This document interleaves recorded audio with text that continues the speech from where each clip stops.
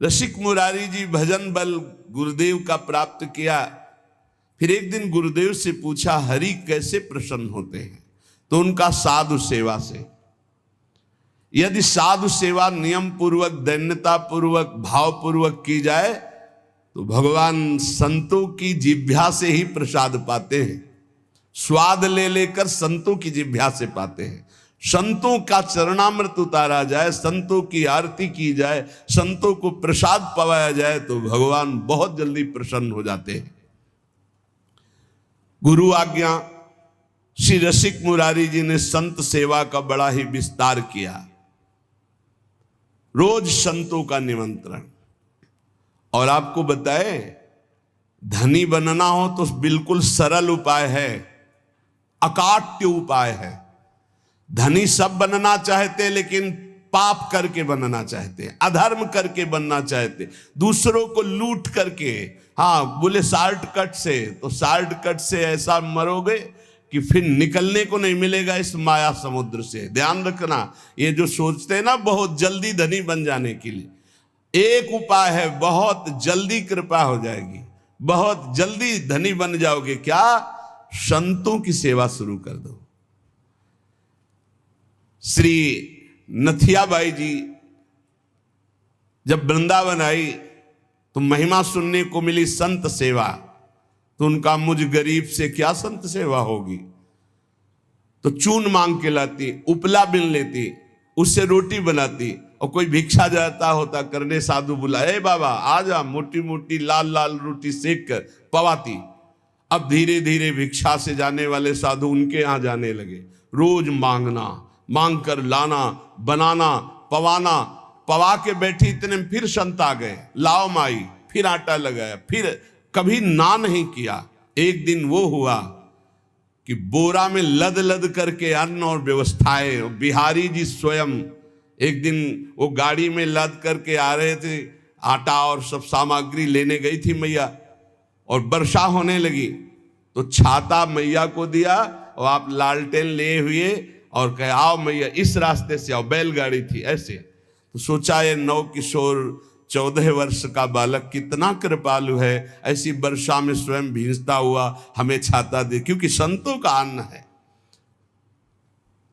नहीं, छलिया अगर अपने को जानने नहीं देना चाहता तो कोई नहीं जान सकता। जब दूसरे दिन बिहारी जी के दर्शन करने गई तो देखा एक हाथ में लालटेन, एक हाथ में छाता। बोले, अब हमें समझ में आया कि कौन था। आप थे बिहारी जी।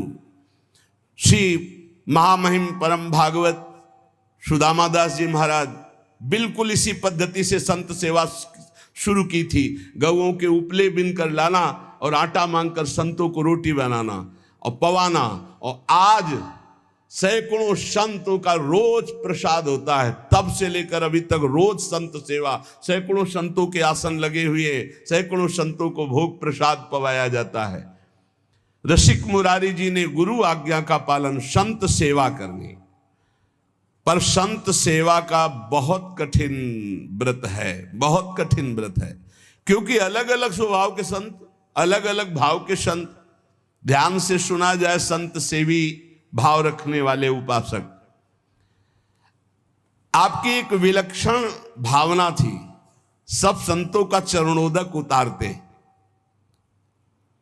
ये भी ध्यान रखना चाहिए कि उसमें ये नहीं देखना चाहिए कि इनके पैर गंदे हैं, इनमें क्या लगा हुआ। नहीं, जब चरणोदक उतार रहे हैं तो सबके, भले कुष्ठ क्यों ना हो, उनके चरणों में लीला हो सकती है, वही भगवान हो सकते हैं। ध्यान रखना, जब चरण धोने के लिए संतों के बैठते हो आप लोग, तो उन्हीं में से ऐसे आ सकते हैं घृणित वेश धारण करके कि जिनको छूना भी अच्छा नहीं लगेगा। बहुत चाव भाव से उनके चरण धो। ये मत सोचो कि इनके पैर कैसे घृणित है, घाव है, क्या है, ऐसा नहीं। बिल्कुल सावधान, लीला कर सकते हैं, हरि हैं, बड़े लीला बिहारी हैं। रसिक मुरारी जी के धन क्या था? संतों का चरण उदक भर भर के माट में ऐसे ऊपर विराजमान किए आसन पे, और रोज उनकी परिक्रमा, रोज साष्टांग दंडवत, और रोज चरणामृत पान, रोज चरणामृत उतरवाना और संतों को भोग पवाना। संतों के चरणामृत में किसी भाग्यशाली की निष्ठा होती है। मटकों में भर भर के रख के जैसे कोई अब संपत्ति रखता है, ऐसे बड़ी कृपा है, गुरुजनों की बड़ी कृपा है जिनको संत चरणामृत में। और जब से वैष्णव मार्ग मिला तब से गुरु कृपा से नित्य चरणामृत मिलता है।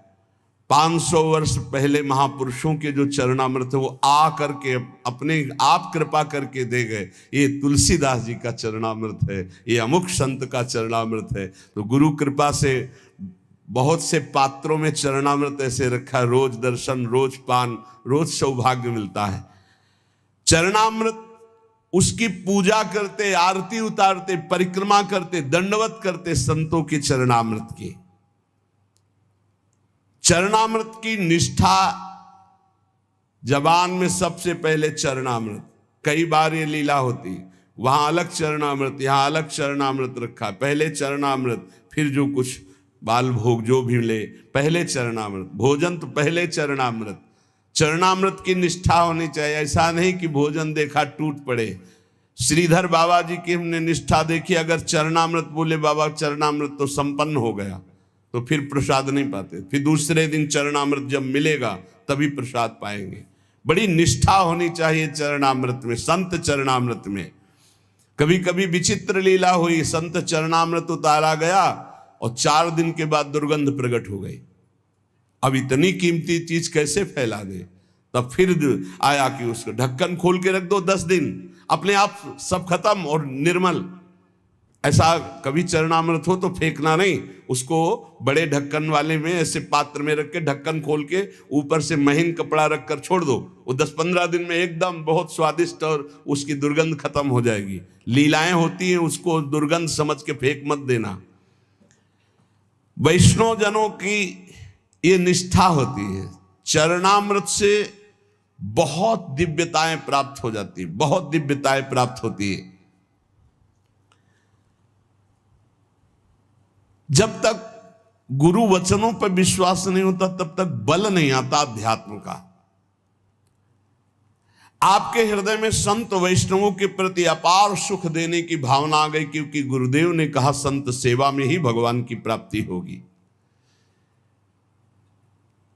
श्री प्रियादास जी कह रहे कि रसिक मुरारी जी की संत सेवा की महिमा का वर्णन या संतों के प्रतिभाव का वर्णन एक जिह्वा में कैसे करूं?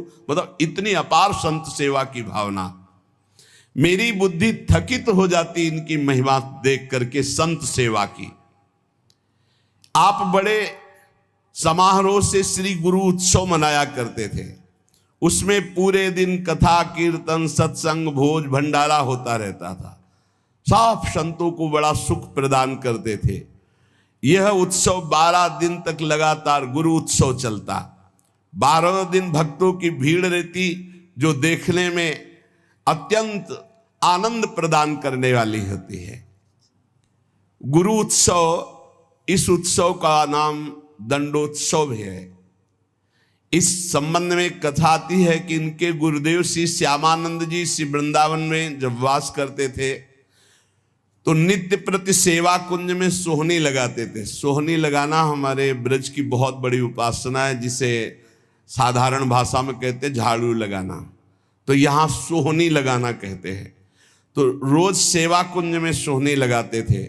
सेवा कुंज में प्रिया प्रीतम नित्य विहार करते हैं, तो इनको एक अपार सुख मिलता कि मेरे श्यामा श्याम यहाँ विहार करते, मुझे सोहनी सेवा का सौभाग्य मिला, मैं उनकी दासी हूं।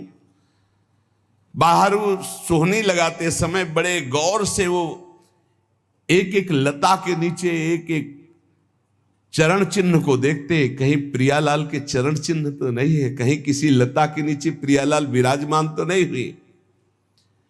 प्रियालाल के चरण चिन्हों के कभी कभी इनको दर्शन हो जाते तो बड़े भाव में मगन हो जाते।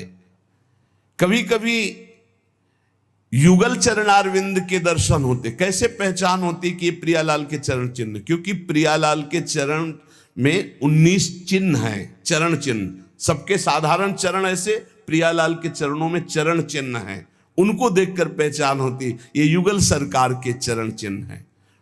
बड़े भाव में मगन हो जाते सोहनी लगाते हुए। सेवा कुंज में सोहनी सेवा करते। एक दिन प्रियाजू ने इन्हें दर्शन देने की इच्छा की। सेवा में बड़ी सामर्थ्य, इसीलिए कहते हैं कि वृंदावन में कहीं भी थोड़ी सोहनी लगा दोगे तो तुम्हारे भाग्य में सोहनी लग जाएगी, सब कूड़ा करकट अशुभ प्रारब्ध नष्ट हो जाएगा। श्री जी की इच्छा हुई दर्शन देने की, पर श्री जी सीधे दर्शन नहीं दे सकती। जब तक किसी सखी का कृपा प्रसाद नहीं प्राप्त होगा तो श्री जी इच्छा भी करेंगी तो दर्शन नहीं दे पाएंगे। इसलिए ये आचार्य रूपा सहचरियां, इनकी कृपा पहले प्राप्त होनी चाहिए, तब श्री जी के दर्शन होंगे। नहीं, श्री जी के दर्शन की एक मर्यादा है, बिना सखी के दर्शन के, बिना सखी अनुग्रह के श्री जी का दर्शन। इच्छा हुई श्री जी के दर्शन की तो डायरेक्ट आकर के दर्शन नहीं दिया। अनुग्रहमयी श्री जी ने पहले सखी की अनुकूलता हो, सखी दर्शन दे, तब दर्शन का विधान बने। एक दिन श्री जी ने जानबूझकर अपने श्री चरण का एक नूपुर छोड़ दिया सेवा कुंज में। अब प्रातः काल श्री श्यामानंद जी सोहनी लगाते थे, तो जे ही लगाया तो देखा बड़ा कीमती अद्भुत नूपुर, बड़ा आनंद मिल रहा है। विचार किया किसी नवविवाहिता का होगा, ढूंढने आएगी, दे देंगे। तो अपने अचला की छोर में संत है, बांध कर अपने माथे पे रख के साफा बांध के सोहनी लगाने लगे। सोच रहे थे किसी की बेटी या किसी की नवविवाहिता बहू का ही है, क्योंकि बहुत खोजने आएगा तो देंगे। श्री जी ने अपने आभूषण श्री ललिता जी से कहा कि संभाल करके मंगला के आभूषण रखो। तो उनमें कहा, प्यारी जू आपके एक श्री चरण का नूपुर तो है ही नहीं। जानबूझ के श्री जी ने गिराया था, क्योंकि जब तक सखी कृपा नहीं होगी तब तक श्री जी दर्शन नहीं देंगी। जाओ देखो सेवा कुंज में किसी लता के नीचे कहीं अरज कर तो नहीं गिर गया। ललिता जी ने खोज प्रारंभ की तो देखा श्री श्यामानंद जी वयोवृद्ध सोहनी लगा रहे हैं, राधा राधा सोहनी लगा रहे। ललिता जी ने विचार किया, मैं अपने स्वरूप से जाकर के इनसे मांगूंगी तो अच्छा नहीं रहेगा। तो साधारण वेश में गई और कहने लगी कि बाबा यहां सोहनी लगाते नूपुर तो नहीं मिला, यदि मिला हो तो मुझे दे दीजिए। तुम्हारा तो नूपुर नहीं हो सकता, क्योंकि साधारण वेश में ललिता जी थी। अब मेरा नहीं, मेरी बहू का है, लाओ। नहीं, ऐसे तो मैं नहीं दूंगा। तुम्हारी बहू का है तो पहले वो चरण दिखावें जिसमें वो नूपुर बंधा है, और ठीक हमारे जैसा नूपुर है कि नहीं वो। अगर है अभी दे दूंगा, अगर नहीं दिखाया नहीं दूंगा। अंदर आनंद हो रहा है कि इस नूपुर में कुछ तो है, क्योंकि इसकी खोज हुई है और ये जो हमसे बात कर रहे हैं बड़ा अपार आनंद मिल रहा है, पर ये अपने वेश को छुपाए हुए ये दिव्य है, कोई साधारण नहीं। अरे नाय बाबा तू मुझे दे दे। नहीं नहीं, मैं आपको दे दूं। और थोड़ी देर बाद जिस बहू का गिरा है या जिस बेटी का गिरा है वो आके बोले कि मेरा नूपुर, तो हम तुम्हें कहां खोजेंगे। नहीं, हम तभी देंगे जब दूसरे चरण का नूपुर पहना के, तब हमें वो नूपुर वहां, तो ये नूपुर ले उनके चरण में बांध दो। बहुत हट किया ललिता जी ने, नहीं दिया। तब जाकर श्री जी से बात की तो श्री जी ने कहा, सखी अब तो हम ही को चलना होगा, क्योंकि वो बहुत जिद किए है और श्री जी दर्शन देना चाहती थी, इसलिए ये लीला की। और सखी देखिए रोज मेरी कुंज की सेवा सोहनी सेवा करता है, चलो इसको निहाल करते हैं। देखो कैसी हमारी करुणामयी स्वामिनी। देखो नूपुर भी मिल जाएगा और रोज सोनी सेवा करता है तो इसका फल भी उसको मिल जाएगा, मेरे दर्शन हो जाएंगे।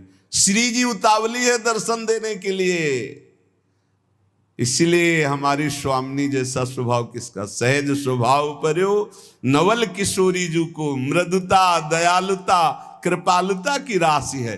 स्वयं दर्शन का विधान बनाती, अपने नूपुर छोड़ दिए। श्री जी ललिता जी के साथ आए। ललिता जी ने कहा देखो इनके चरणों की तरफ देखो, वो नूपुर है ना, ऐसा है ना नूपुर, उतारे देख, हाँ। साष्टांग चरणों में लौट गए, श्री जी की करुणा देखी, इशारा किया मैं बांधू। श्री जी के चरणों में नूपुर बांधा और श्री जी ने वरद हस्त श्यामानंद महाप्रभु के मस्तक पर। क्या सौभाग्य! ये कथाएं नहीं है, यही की सत्य घटनाएं हैं। ये घर है श्री जी का घर, ऐसा न समझो किसी युग की कोई हम कथा कह रहे हैं। ये घर है श्री जी का प्यारे। यहां आज भी श्री जी, कैसे तुम्हें हम बताएं, बस वाणी की सामर्थ्य नहीं, कहा कहो एक जीव सखीरी बात की बात बात। श्री जी दुलार कर रही श्यामानंद, मेरी कुंज की सोहनी लगाने वाली मेरी ये सखी है, दुलार कर रही। अपने कर कमल से श्री जी के अति दुर्लभ ब्रह्मेश्वरादि सुदरूह पदारविंद, उनमें नूपुर पहला रहे हैं श्री श्यामानंद जी। श्री जी बहुत प्रसन्न, लौट गए फिर चरणों में, तो अपने श्री चरणों की जो नूपुर बांधा था वही झनकारते हुए ऐसे मस्तक में किया, तो नूपुर की दिव्य छाप श्यामानंद महाप्रभु के मस्तक पर पड़ गई। अब तो प्रेम मगन डूबे हुए आए, तो उनके गुरुदेव श्री हृदयानंद जी ने देखा, श्यामानंद जी के मस्तक में छाप देख करके कहा कि ये आज कौन सी मस्ती है, और ये संप्रदाय के विरुद्ध छाप कैसी लगा ली, नूपुर की और ऊपर से रज, तो वैसे ही चिन्ह बल गए। ये मनमुखी मस्तक पर छाप कैसी जो हमने दी वो तो नहीं लगाई।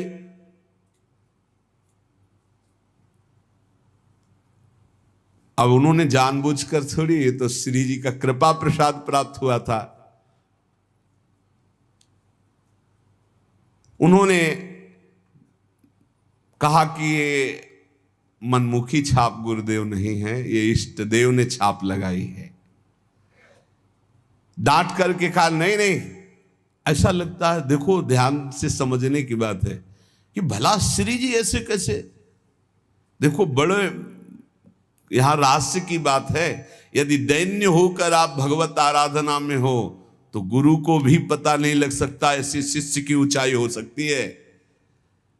शिष्य की ऐसी ऊंचाई हो सकती कि गुरु को भी पता नहीं लग सकता। ध्यान दो, बड़ा विचित्र एक खेल है।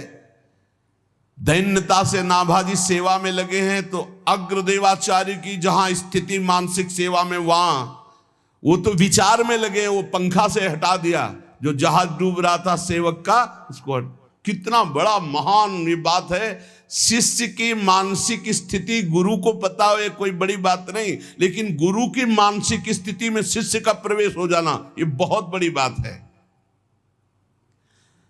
हृदयानंद जी ने सोचा ये बहाना बना रहा है, डांट कर का इसे शीघ्र धो डालो,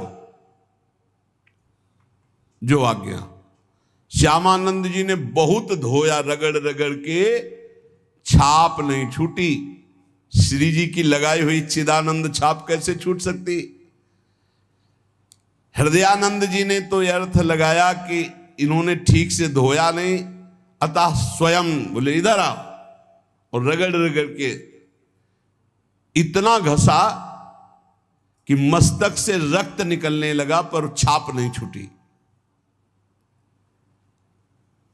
तब वो सहम गए और कहा सत्य श्री जी की छाप लगाई हुई है। तो उनका हाँ गुरुदेव, उनका धन्य है, तुम्हारा जीवन धन्य है। विश्वास हो गया कि श्री जी ने तुम्हें स्वीकार कर लिया है। जो वैष्णव जन और सब थे बोले धन्य है। पर हृदयानंद जी ने कहा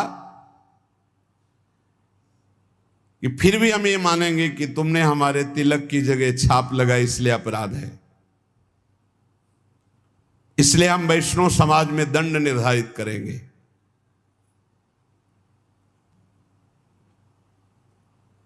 देखो गुरुजनों की बड़ी विचित्र लीला होती, बड़ी विचित्र लीला होती। सब वैष्णव समाज के बीच में कह रहे मैं तुम्हें दंड दूंगा। तो हृदय से आ रहा है कि गुरुदेव आपकी कृपा से ही तो मुझे श्री जी ने सहचरी भाव दिया है, ये छाप लगाई है। श्यामानंद जी को अपने नूपुर की छाप देकर अपने परिकर में श्री जी मिला लिया है। ये सुबल सखा प्रकट हुए और उन्होंने पूरी वैष्णव मंडली के बीच में कहा कि मैं साक्षी देता हूं कि इन्होंने अपने आप से नहीं, स्वयं श्री जी महारानी जी ने प्रकट होकर छाप दी। और सुबल इतना बोलकर वही तमाल का वृक्ष था, वृक्ष रूप में ही, तो उनको लगा कि लता पता ये सब सखा है, सब श्री जी के निज परिकर है। तब उन्हें आया कि ये श्री जी ने छाप लगाई है। तत्काल दिव्य वाणी हुई, हृदयानंद जी अब तो विश्वास कर लो कि तुम्हारा शिष्य जहां तुम्हारी पहुंच नहीं वहां है, श्री जी के निज परिकर में मिल चुका है। अब वो सहम गए। अगर दैन्य शिष्य है और गुरु थोड़ा भी मनमानी कर जाए तो गुरु के भी हृदय में दाह जलन पैदा हो जाएगी। मान गए श्री हृदयानंद जी। श्री हृदयानंद जी मान तो गए, लेकिन उनका हृदय जलने लगा कि गलती हो गई, शिष्य के प्रति गलती हो गई। वैष्णव ने कहा कि देखो हृदयानंद जी, आपने हम सबको एकत्रित किया था श्यामानंद जी को दंड देने के लिए, लेकिन आज हम आपके ऊपर दंड लगा रहे हैं क्योंकि आपने गलत किया। अपने शिष्य के माथे को इतना रगड़ा, रक्त प्रवाह, और वो कह रहे हैं श्री जी ने किया, फिर भी आप नहीं मान रहे। तो तमाल वृक्ष से सुबल सखा प्रकट होकर के साक्षी दिया। तो अब ये दिव्य है जो वाणी आपके अंदर आकर विश्वास दिलाई, तो अब हम आपको क्षमा नहीं करेंगे। इसके प्रायश्चित में 12 दिन तक आपको संतों को प्रसाद पवाना होगा, अखंड 12 दिन कीर्तन चलेगा, भगवत चर्चा चलेगी, ये दंड है आपको। तो उस दिन से दंडोत्सव मनाया जाने लगा हृदयानंद जी के। श्यामानंद जी तत्काल समस्त वैष्णवों के समक्ष खड़े होकर हाथ जोड़कर कहा कि गुरुदेव को जो ये दंड शब्द कहा गया है ये मैं स्वीकार करता हूं। आज से ये दंडोत्सव मैं करूंगा। मेरे अहोभाग्य है, शायद गुरुदेव यही करवाना चाहते थे, इसीलिए ऐसा बोले। देखो शिष्य में अब भी गुरु के प्रति दोष नहीं आ रहा। बलिहारी इसीलिए तो महापुरुषों के पावन चरित्र हमें शिक्षा देते हैं।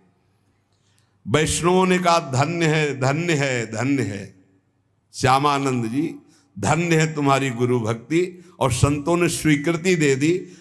श्यामानंद जी बड़े उत्साह से 12 दिन तक उत्सव मनाते। यद्यपि वो एक बार के लिए दंड था, पर उसे प्रतिवर्ष मनाने लगे। और वही रसिक मुरारी के गुरुदेव है श्यामानंद जी, तो अब रसिक मुरारी वही दंडोत्सव मनाते। संत चरणामृत को ल्याओ जाए नी की भांति, जी की भांति जानवे को दास ले पठायो है। आन के बखान कियो लियो सब साधुन को, पान करी बोले सो स्वाद नहीं आयो है। जिते सभाजन कही चाखो देहु मन, को महिमा न जाने कन जानी छोड़ी आयो है।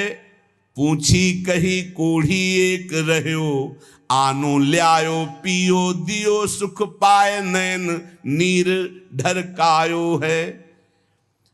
उत्सव चल रहा था संत सेवा का।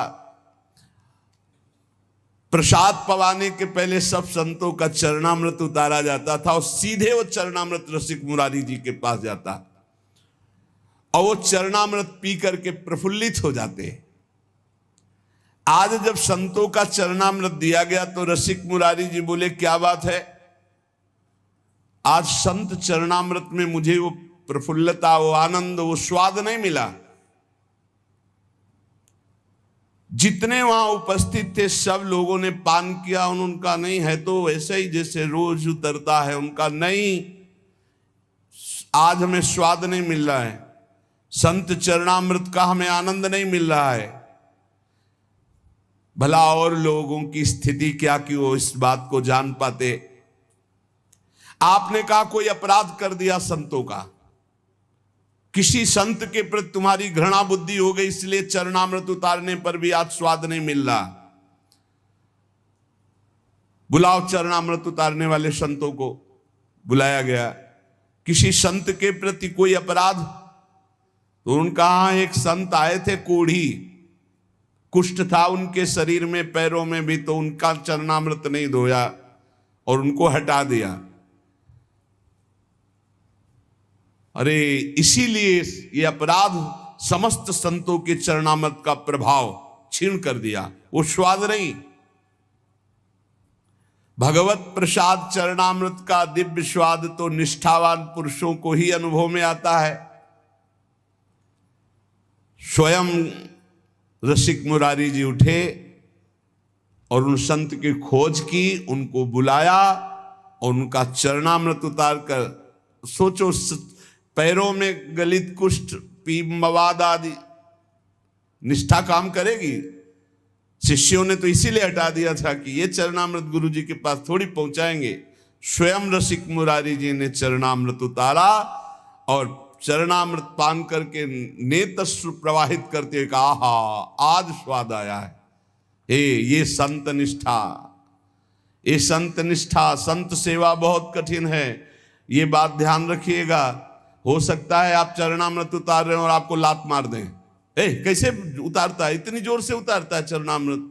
आपको हाथ जोड़ के ही खड़े रहना है, खड़े रहना है। जी जी क्या? दुष्ट कहीं का, पाखंडी कहीं का, बोलना नहीं है। भगवान है, वो आए हैं तुम्हारी परीक्षा लेने के लिए। एक बार सिद्ध संत रोटी राम बाबा यज्ञ की तो झरा भंडारा सब पा रहे थे। शाम के 4 बजे पूछा, सब पा चुके? बोले हाँ महाराज जी। उनका अभी यज्ञ पूरी नहीं हुई। कोई है प्रांगण में जो अभी प्रसाद नहीं पाया? बोले नहीं महाराज जी, सबको पवा दिया गया है।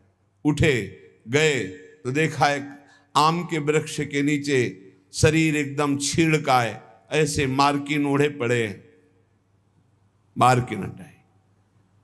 और कहा, इनसे पूछा, इनको पवाया? नहीं महाराज, इसीलिए यज्ञ पूरी नहीं हुई। चरण धोए, उनको पवाया और फिर उनको, वो कोई और नहीं, स्वयं भगवान ऐसे छीणकाय दलिद्र के रूप में। ये बस समझना बड़ा कठिन है, बहुत कठिन है। एक बार मथुरा दास जी सुना रहे थे कि भगवान शंकराचार्य जी काशी में गंगा स्नान करके चले तो शिष्य जन हटो हटो ऐसे दूर, तो एक रूप में शरीर से दुर्गंध आ रही, मक्खियां भिनभिना रही, नजदीक से आके ऐसे टक्कर मारी शंकराचार्य जी कैसे, तो उनका दूर। तो कहा कौन किससे दूर?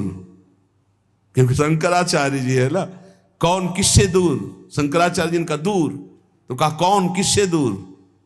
तो मुस्कुरा दिए, ये शंकराचार्य जी हो, शंकर के अंश से ही शंकराचार्य। कौन किससे दूर?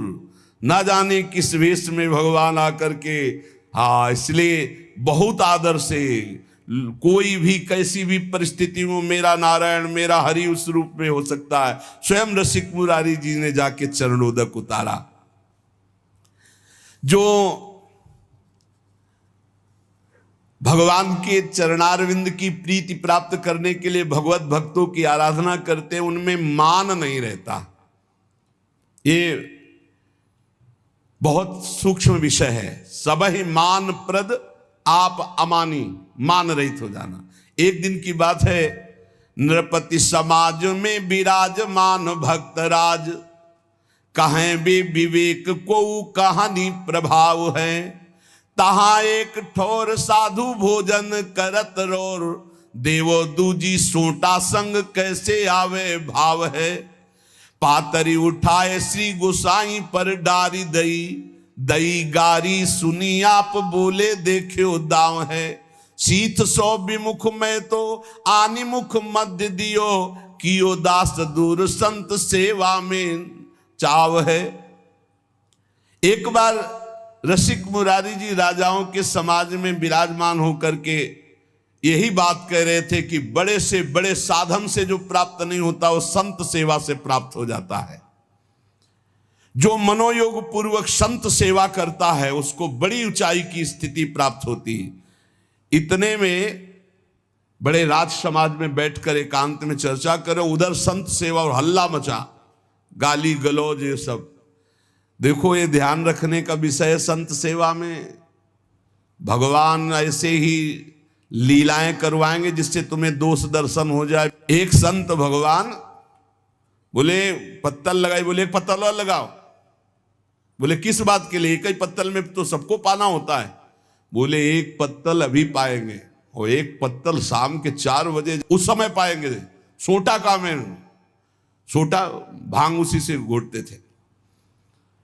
अब उतर नहीं देंगे हम, तो गाली गलो लड़ाई झगड़ा। अरे बड़ी विचित्र, भगवान की सेवा तो शांति से भगवान करवा लेते हैं, भक्त की सेवा बड़ी विचित्र है, बड़े विचित्र विचित्र भक्त है। अब वो संत जो है पारस मांग रहे थे, डंडे का सोंटे का पारस, परोसने वाले लड़ गए। अब वहां वो उपदेश कर रहे थे कि संत सेवा महान भगवत प्रभु। उन्होंने कहा घर ही में, तुरंत उठ करके आए, सबको शांत करते हुए आए और कहा, अब वो समझ गए कि मान थे यहीं के। और कहा भगवान आप नाराज क्यों हो रहे हो। गुस्सा आई उनको। तो भांग छानने वाले संत तो जो खीर और सब्जी सब परोस गई थी, पूरा पत्तल उठाया मारा मुंह में उनके। वो ऐसे लिए और कहा भगवान वैसे तो रोज शीत प्रसादी बाद में मिलती थी, आज तो आपने डाल। तनिक भी क्रोध नहीं किया।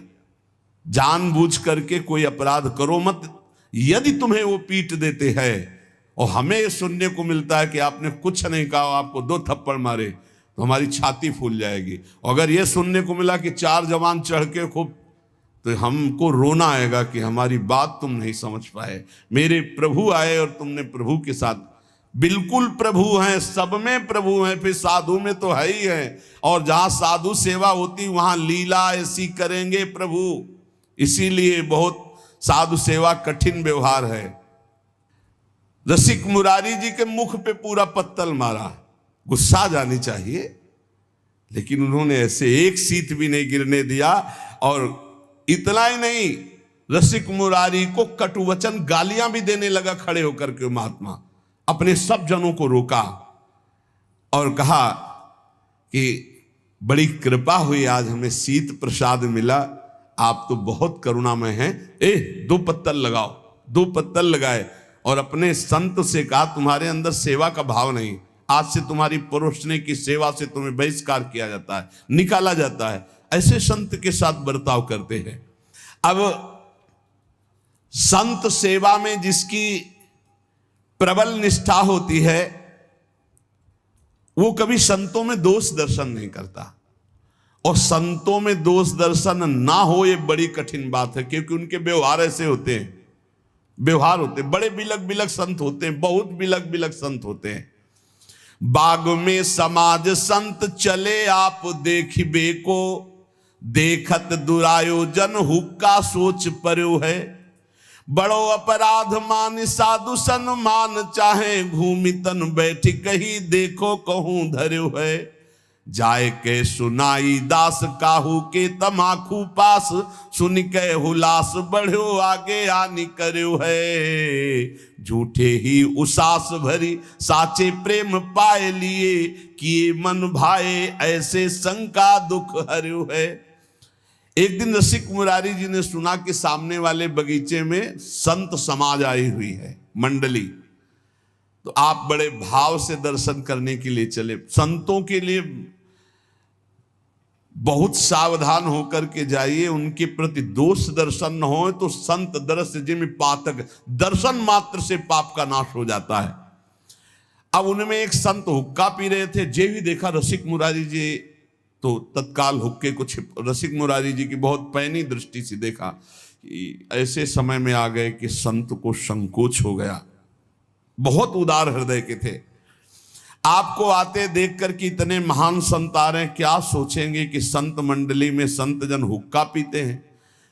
परमानंद जी की पक्की, जहां दंभ और पाखंड की रेखा भी नहीं है, शरीर शुद्ध नहीं है, ऐसे महापुरुषों को इनकी बातों में दृश्यों में नहीं जाया जाता। वो ऐसी लीला करते कि कोई नहीं मानने को तैयार कि इतने उच्च कोटि के संत हैं। यही बार बार लगता है, हे भगवान कैसी माया विचित्र है। देखो दर्शन करने आए तो बिल्कुल बालवत चेहरा, विशाल शरीर, बालक सा चेहरा, मंद मुस्कान से, बहू कढ़ी बना लेते हो?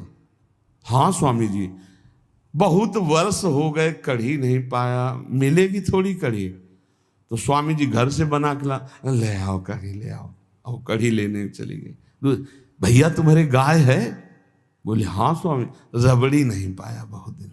स्वामी जी तो लाएंगे, लाएंगे नहीं, लाओ जाके। अब वहां जितने लोग दर्शन के लिए आए थे सबका दिमाग घूम जाता कि बाबा जी अभी रबड़ी और कढ़ी में फंसा है। वो सच्ची मानो ब्रह्मानंद में डूबे हुए महापुरुष पर बाह्य लीला बिल्कुल नहीं समझी जा सकती। हम बिल्कुल ऐसे महापुरुष, सुनाया है चरित्र आपको। तो जहां रसिक मुरारी जी को देखा तो उन्होंने हुक्का छुपा लिया कि ये क्या कहेंगे इतने बड़े संत, ये भगवान की लीला है। ऐसा कुछ समझ लो कि जैसे अपने सुंदर बालक को मां श्रृंगारित करके एक टिकुली लगा देती है काजर की, ऐसे ही कुछ समझ लो कि कुछ लीलाएं ऐसी सिद्ध पुरुषों में होती कि वो नजर ना लगे, बस वो ढिठौना। बिल्कुल संतों को समझ पाला। अब उनको जब रसिक मुरारी जी की दृष्टि पड़ी तो उनको संकोच हो गया कि अरे मैं गलत समय पे आ गया। संत भगवान को ऐसा वो ऐसे करके वहीं बैठ गए, मानो भारी पीड़ा हो गई। क्या हो गया, क्या हो गया महाराज को, क्या हो गया? रसिक मुरारी जी ने कहा बहुत पेट में दर्द हो गया, महाराज तुरंत औषधि की व्यवस्था की जाए, कुछ न कुछ। बोले नहीं, मेरी एक औषधि है, अगर पीने को मिल जाए तो ठीक हो जाएगा पेट। तो जो संत छुपाए थे ना, तो उनका महाराज हाँ, बोले लाओ लाओ। और ऐसे करके मानो बहुत मुंह में एक भी नहीं, बस ऐसे पीने। आहा, देखो संत कृपा से, संत प्रसादी ने हमारा पेट दर्द ठीक कर। ये देखो कि कहीं संत को संकोच हो गया तो ये अपराध न बन जाएगा। नहीं नहीं, इतने निर्मल हृदय के कि तुरंत पेट पकड़ के बैठ के, दर्द हो रहा है और हुक्का दिया, पिया नहीं, वो पीले का ऐसे लीला की कि हाँ, नाटक किया कि हाँ, और बोले हाँ अब ठीक हो गया पेट। अब उन संत का संकोच चला गया कि ये भी तो पीले है, तो अब संकोच क्या करना। बहुत विचित्र, बहुत विचित्र साधु सेवा में। पर ये महापुरुषों में कुछ ऐसी लीलाएं होती, पर आजकल तो दंभ और पाखंड की बड़ी बड़ी लीलाएं होती। अब अगर इस उदाहरण को लिया जाए तो महापुरुषों में हमने देखा है कई ऐसी, लेकिन आज जो पाखंड हो रहा है वो बहुत बुरा पाखंड हो रहा है। जो सात्विक सच्चिदानंद भगवान में डूबे हुए महापुरुष हैं, तो जैसे भगवान शंकर ने जहल हलाहल अपने गले में, ऐसे सबकी सामर्थ्य के बाहर के, लेकिन वो धर्म विरुद्ध आचरण नहीं होते, धर्म विरुद्ध नहीं होते कि वो धर्म विरुद्ध आचरण कर रहे हैं। वो ऐसे जो महापाप है मदिरा पान करना, वो ऐसे कर रहे हैं। तो कुछ ऐसे सिद्ध महापुरुष होते हैं जिनकी कुछ चालें समझ में नहीं आती, कुछ जो ऐसे अवधूत कोटि के होते हैं, कुछ ऐसे होते हैं जो सिद्ध पुरुष हैं, लेकिन प्रवृत्ति वो ऐसी है जो समझ में नहीं आती। गाली देना और डंडा मारना, ईंट पत्थर मारना, कई तरह के लक्षण।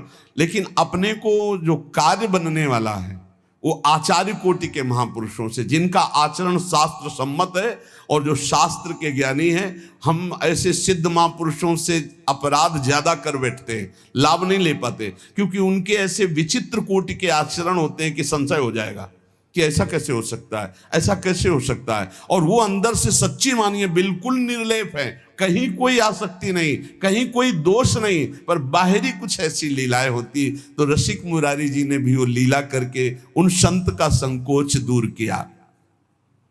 एक बात यहां स्मरण रखनी चाहिए कि रसिक मुरारी जैसे धर्म धुरंधर, भगवत लीला में डूबे हुए संत सेवी, इसीलिए कहा कि ये धूम्रपान शास्त्र निषिद्ध है। रसिक मुरारी जी ने बिल्कुल पान नहीं किया था, केवल उनकी लीला थी उनको दूर संकोच करने के लिए। इसलिए कोई साधक इसका अनुकरण न करे, साधक अनुकरण न करे। तो ये व्यसन भैया सिद्धों के पच सकते हैं, साधक इसमें न फंसे। साधक समस्त व्यसनों से मुक्त होकर ही भगवत आराधना में जाता है। आगे का प्रसंग गुरु सेवा भक्ति को बहुत उच्च कोटि का है, वो आगे वर्णन करेंगे, समय हो गया है। उपासक को चाहिए कि साधु सेवा में भाव तो रखे, अपनी बचत के लिए कह रहे हैं। कोई भूखा संत हो तो भोजन दे दीजिए, वो भी परिचय नहीं है तो गेट के बाहर दीजिए।